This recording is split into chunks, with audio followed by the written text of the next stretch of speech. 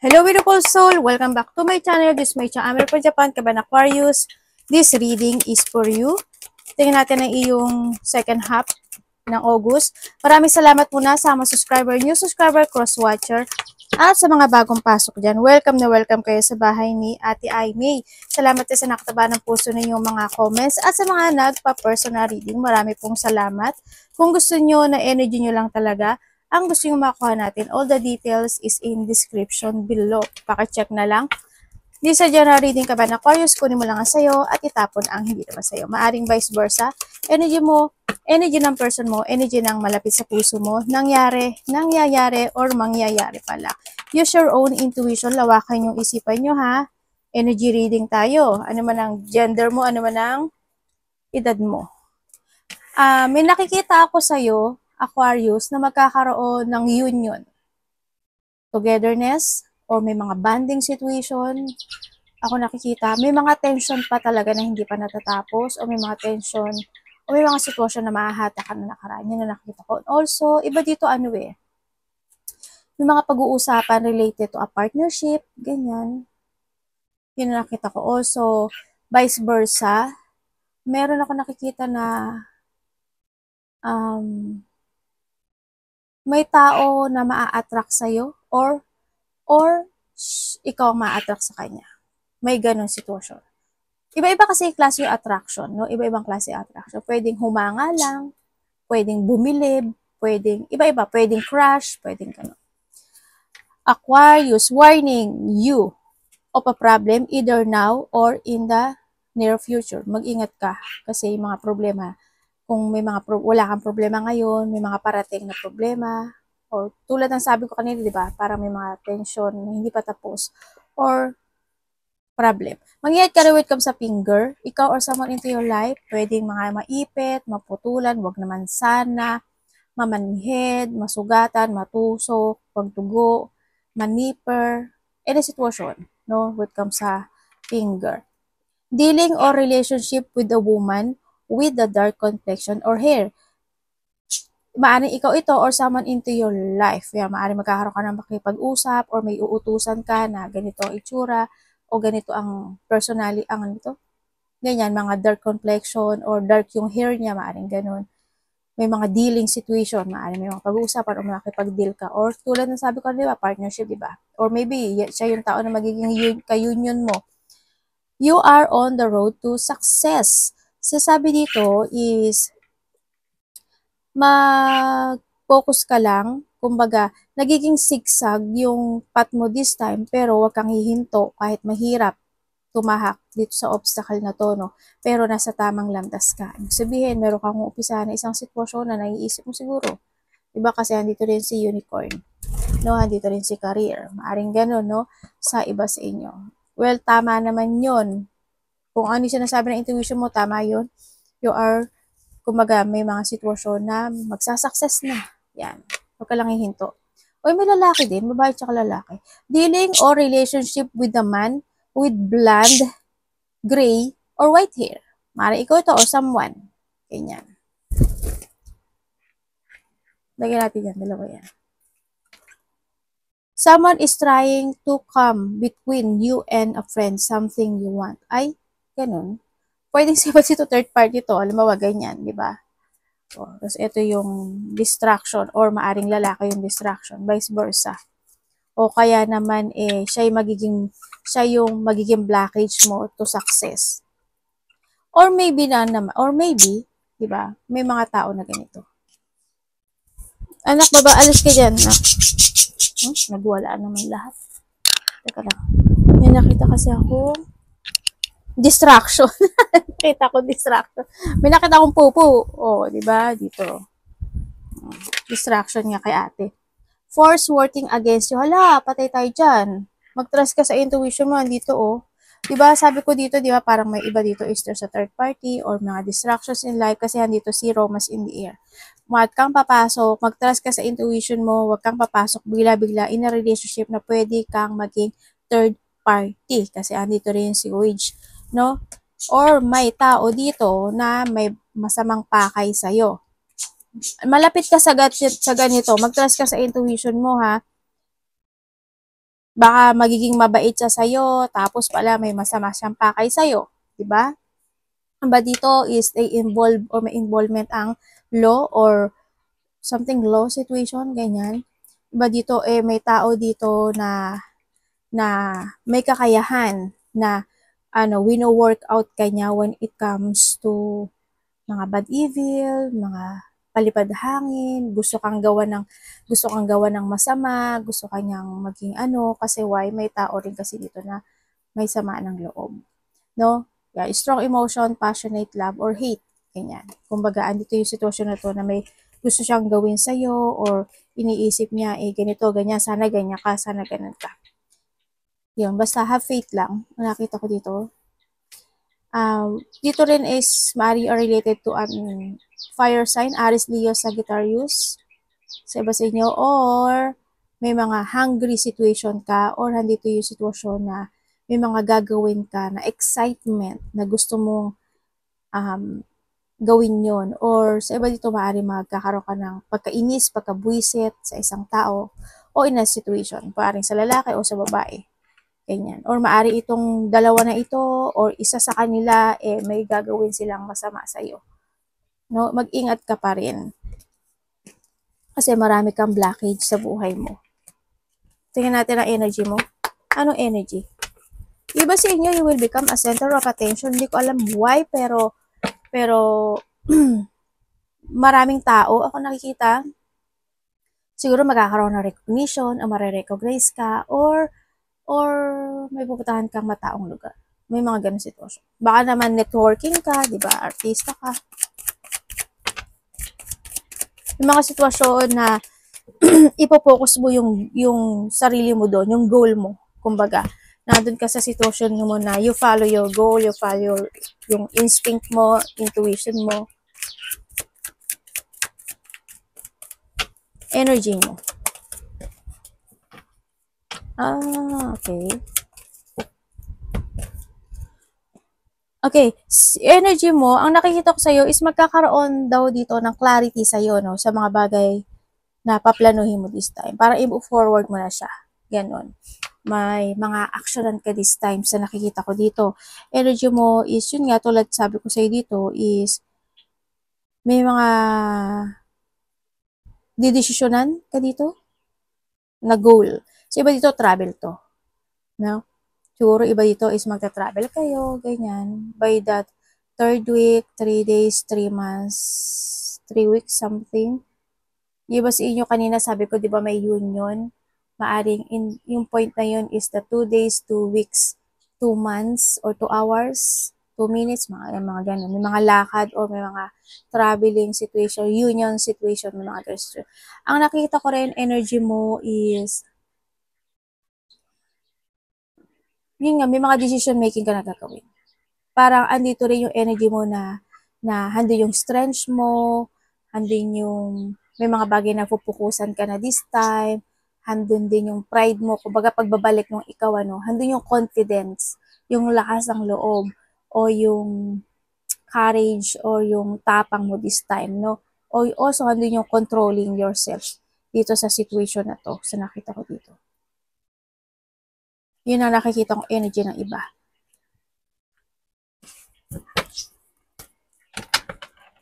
May mga may mga tao o ikaw, ang nakikita ko dito, may pagsuporte. Hindi ko alam kung may mga taong susuporta sa'yo or may tao kang susuporta. May ganun ako nakikita.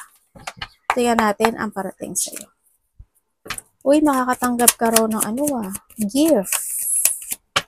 Yung iba dito makakatanggap kayo ng gift, papuri, pera, ganyan, tulong, or vice versa. Pwedeng ikaw magbibigay ng gift, magbibigay ng tulong, ng love, ng suporta. Yun ang nakikita ko sa iba.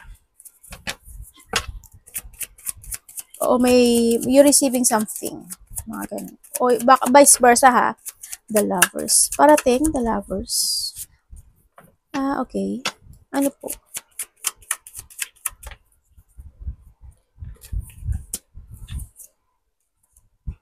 Okay, parating. May mga sa iba dito, meron kang may mga wishful thinking ka. Kumbaga, may mga i-daydream ka, may mga pampatasizing ka. Sizing, bulo lang ate, no? Sorry yung mga matagal dito, alam ko sanay na kayo sa aking kabobita at sa aking kabululan, no? Good luck sa good luck sa mga bagong pasok. Hindi, masasanay din kayo sa akin. And then yun, ang parating sa'yo, yun, may mga, new partnership. Yan, may mga situation na commitment. There's also there's a commitment, no? May tao dito na na magkakaroon kayo ng communication.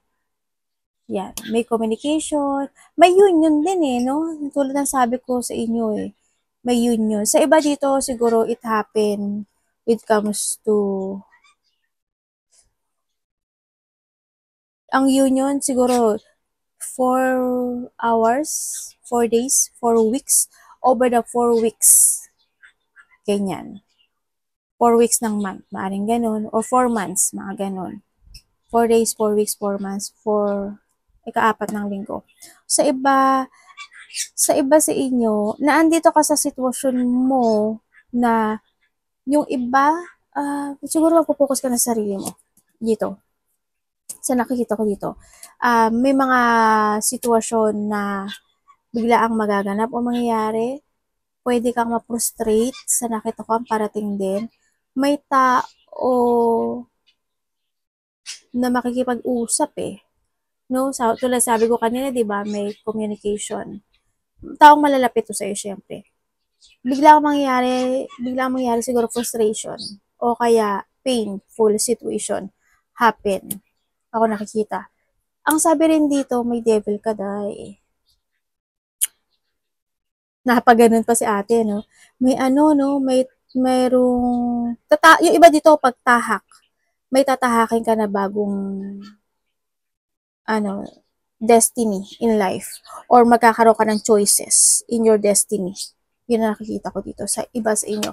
Bakit kaya may tao dito na nag-i-spy sa'yo or you're spying someone. Pero may taong may dark thought sa'yo. Mag-ingat ka na lang kasi may mga palipad hangin din ako nakikita dito sa iba. Hindi naman kayo lahat yun, pero sa iba is may mga palipad hangin ako nakikita. Parating din, siguro mas more ka magiging very idealism this time and yung iba is magi-start kayo ng opportunity o may mga i-create kayo, ganyan ang nakikita ko sa'yo.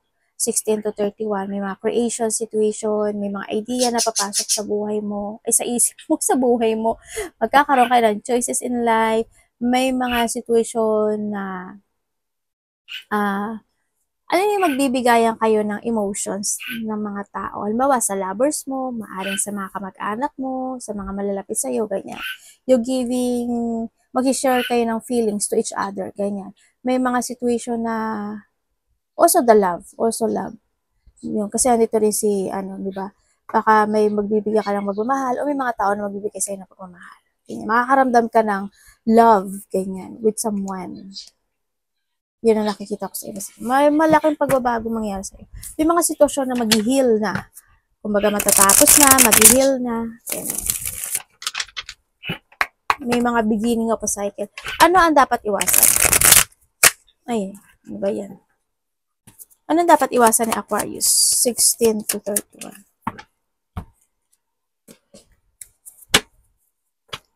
May mga exciting situation ako nakikita sa'yo. 16 to 31. Dapat iwasan.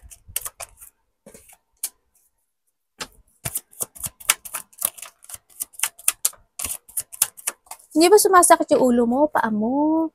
Ganyan, mas tumabay pa karamdam mo, may sakit ka ba? May tao kasi ako nakitang may sakit o may nararamdaman. No? Di ba masakit yung likod mo, bandang likod, may mga ganang sitwasyon. Paa, ulo.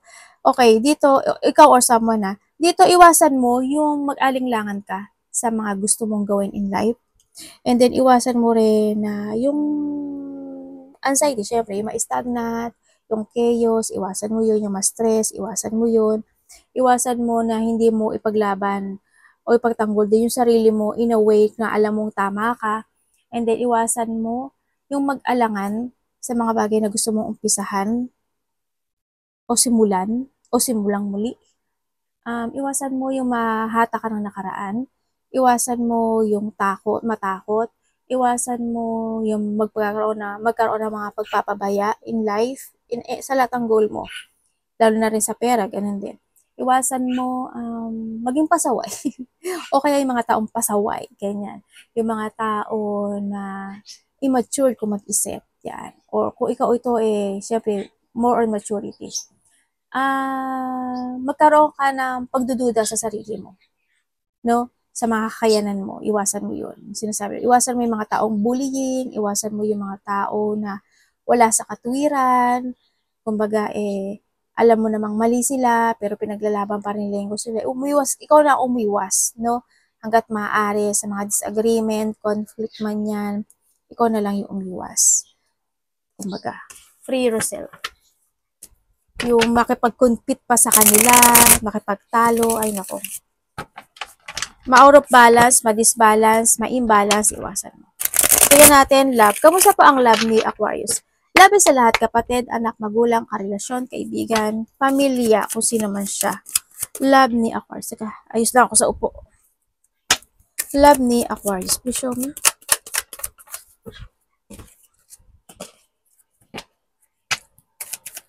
Ay, lapit natin ito. When it comes sa love,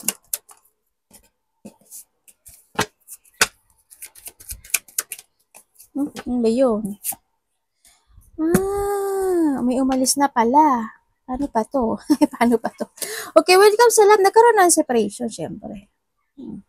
Kumbaga, doon na, nag-move forward na yung isa, no? Ikaw or siya. Vice versa, no pointed name. Sa nakita ko to. Kung tutuusin, kinumpuni pa to, no? Inayos pa itong relationship na to. Pero dumating na lang talaga yung time na wala, nagkaroon na kasi na kumbaga alam mo yung may lamat na yung relationship at hindi na rin nag-work at maari na rin na meron na rin iba yung isa sa inyo, yun na nakikita ko dito. Pero kung tutuusin, nagpakatatag, no, yung isa sa inyo. Pero handun dumating sa point na may nagsinungaling na, nagkaroon na ng emotional situation, no, nagkaroon na ng mga ganong sitwasyon. Ang nakikita ko dito. Kumbaga, nagkaroon na ng pagtahak ng ibang destination o ibang mundo yung isa. Ganyan. Maari ba sa inyo nasa ibang bansa? Maari iba sa inyo is, rin kayo, LDR. Pero nag-move on na rin, no? Sa nakita ko. Pero why? Ang nakikita ko dito, ay hindi naman why pala. Kung ang nakikita ko dito, oo, maaring may mga point pa rin ng buhay mo, siya or siya is nai-stuck in this relationship, na-trap yung situation. Pero, nagkakaroon na siya ng idea, no? Kumbaga, isa rin sa inyo, o ikaw or siya, they starting a new journey in life. Kumbaga, pagtahak ng bagong situation. Itong nakikita ko. Kung kayo naman, is-single, sa single, may taong magiging mabait sa'yo. Ang nakikita ko dito, matalino to. Maaring ibang lahi siya eh. Hindi ko alam kung ibang lahi siya, iba lang talaga yung language niya. Pwede siyang Tagalog ikaw, siya is Bisaya, pwede rin na nasa ibang bansa siya. Ganun, sa nakikita ko dito. Matalino, mabait, makikita ata kayo nito. Or pwede rin na makikilala mo siya. Maaari magkakaroon, makikilala mo siya in a travel sa iba. Or pwedeng iba dito related siya sa tubig. Pwedeng, ano ba yung mga related sa tubig? Nagtatrabaho sa bangka? Ay, trabaho. Ano ba yung ano? Nagtatrabaho sa barko? Ano tawag doon? Seaman. Yan, pwedeng iba sa dito is seaman. Pwedeng ito mas matanda sa'yo or vice versa. Ganyan. Yun ang nakikita ko dito. Sa mga single ha. Oo, kasi pwedeng iba dito may pwedeng katrabaho o nakatrabaho o nakasalamuha mo na siya. Sa mga magkakarelasyon, sa nakikita ko dito, sa magkakarelasyon, may isa sa inyo, sana hindi mo to energy kasi babasahin ko lang nasa card ha. dito sa card na nakuha ko na energy, alam mo yun yung kahit na may lamat na yung relationship or yung hindi na ganun katatag.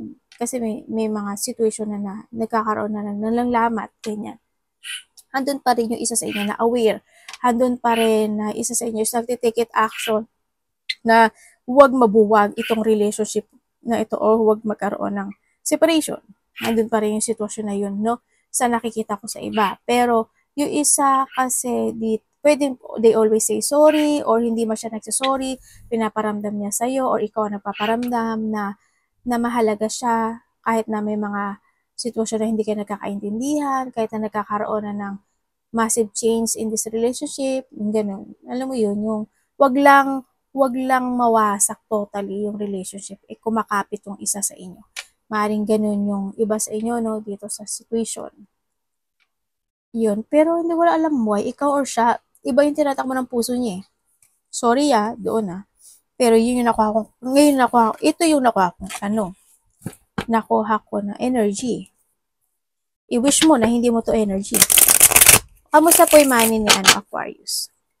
This second half.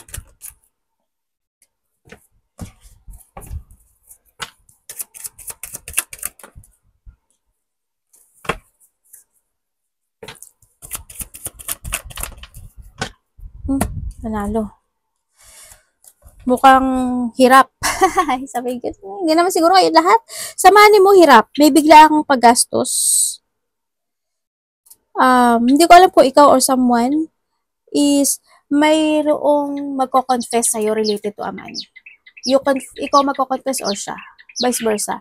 Meron din ako nakikita dito na sa money, meron kang mga responsibilidad na alam mo na hindi mo naman responsibilidad, ikaw na yung umaako. Yun ang nakikita ko dito. Sa iba dito siguro, biglaan siguro, kasi may paggastos when it comes sa travel, ganyan. Yun ang nakikita ko dito. Sa pera mo.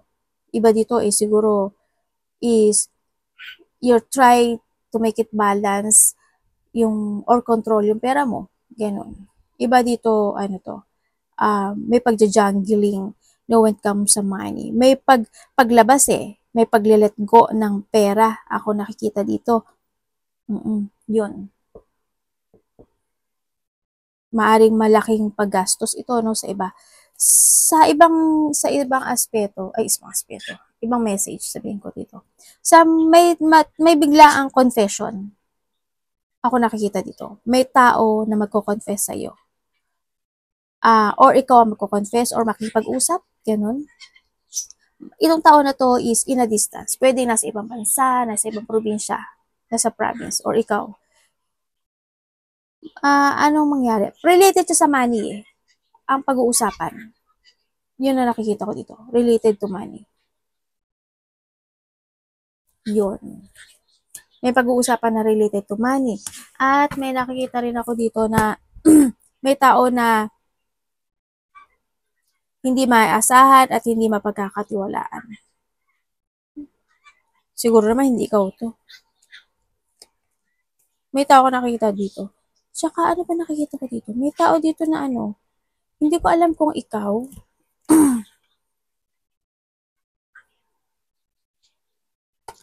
May tao or may something happen na magko-collapse.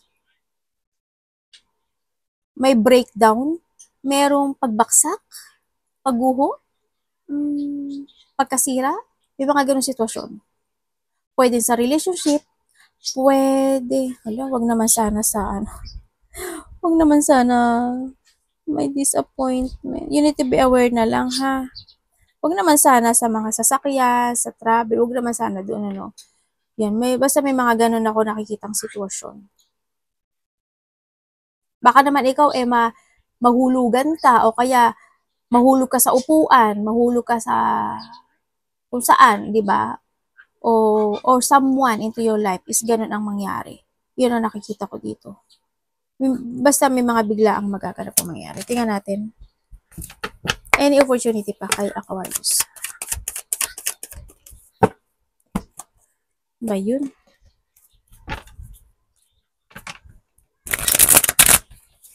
Iba dito, meron kayong mga mabibigat na pasanin eh, no? Dito.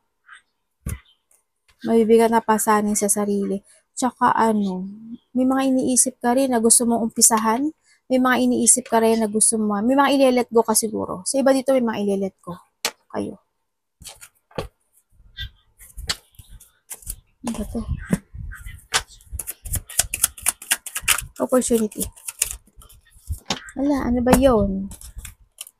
Bakit puro pera lumalabas sa'yo?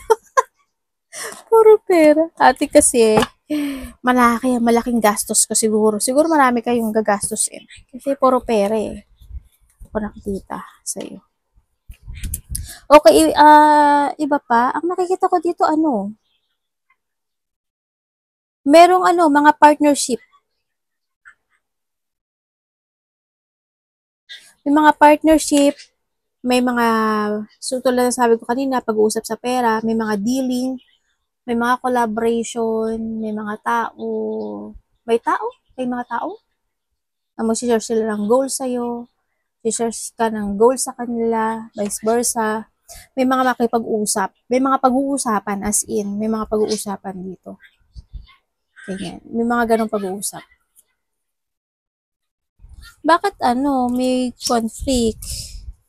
Magulo? Marami kang gagawin ata ah. Iba dito may pinag-uusapan related to territorial ano. May nakikita ko dito. Yung iba sa inyo, may nakikita akong tattoo. Hindi ko alam ikaw or someone. May tattoo, bandang kamay, braso, kamay, parang ganun. O nagpapatato or nagtatato ka. Maaring ganun sa iba. May mataas ang ego pala, no, dito. May mataas ang ego. May gulo eh, no? Iba dito. May mga hindi pagkakaintindihan na magaganap o mangyayari. Hindi naman siguro sa inyo lahat yun.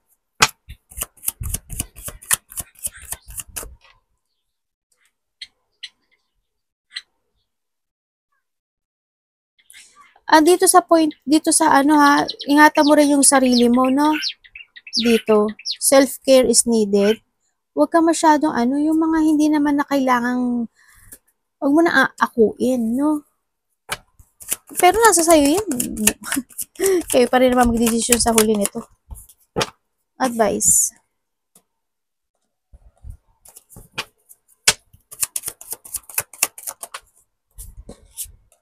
Ang advice. Ayan, ang advice dito, wag ka daw masyadong, overthinking, emotional, o kaya, wag ka daw magmadali sa buhay, mag-trust ka lang sa intuition mo, always trust sa intuition mo. Be patient to make a choices. Syempre, magtiwala ka lang sa sarili mo. And then, too much emotional, no. Umiwas ka sa mga tao na sinungaling. Umiwas ka sa mga tao na gagamitin ka lang.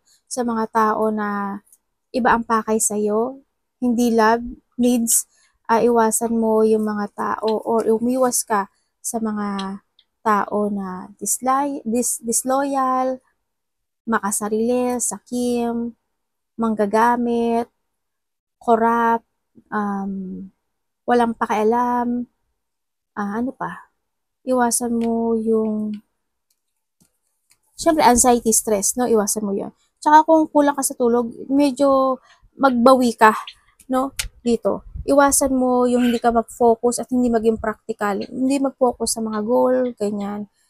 And hindi maging very dedicated. Dedicated ka naman sa lahat. Focus, syempre, always focus, be practical, effort, patient, commit, no? Sa mga wish come true mo. And then, sa mga tao na maraming sinasabi, yan, umiwas ka na lang doon. Sa mga tao na matigas ang ulo, yan, iwasan mo yan. No? Basta always trust your intuition. Tsaka may mga bagay na kailangan pag-isipan, pag-aralan, alamin, siyasatin. No? May mga bagay na need to heal, tulad ng sabi ko kanina, slowly but surely, sinasabi rin dito, para hindi ka mag-miss, o hindi ka maloko, o hindi ka madayaan, o maninglang. Yan ang sinasabi sa'yo. Control yourself, sinasabi dito.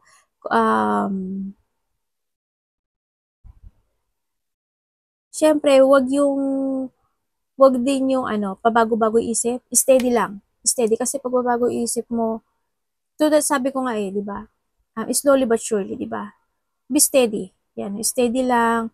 Kasi pag paligoy-ligoy, o yung mga taong paligoy-ligoy, naku po, sabi mo, prangkahin mo na ako. Inaway Ano bang gusto mong pakay mo? Kumbaga, pinaligoy-ligoy ka doon din naman din ang punta. Alam mo yun, umiwas ka na lang doon. Or, kung kailangan magsalita ka rin, di ba? Arigato namaste, God bless.